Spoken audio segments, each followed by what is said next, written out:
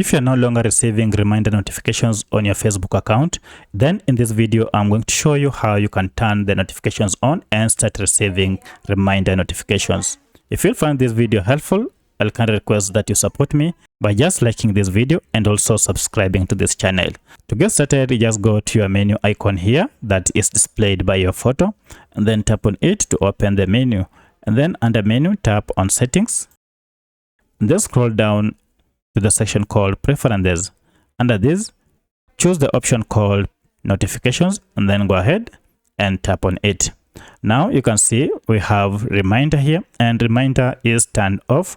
That's why you are not receiving reminder notifications. To turn them on, it is quite simple. Just go ahead and tap on it, and then go ahead and toggle this allow notifications on Facebook. So if I go ahead and toggle this on, now you can see the notifications have been enabled for push, email, and SMS. Should you want to turn on for specific, maybe you only want for push, then you can go on and turn off for email and say SMS, and that is it. So that's how you turn on reminder notifications on your Facebook account. If you have any other question, kindly let me know in the comment section.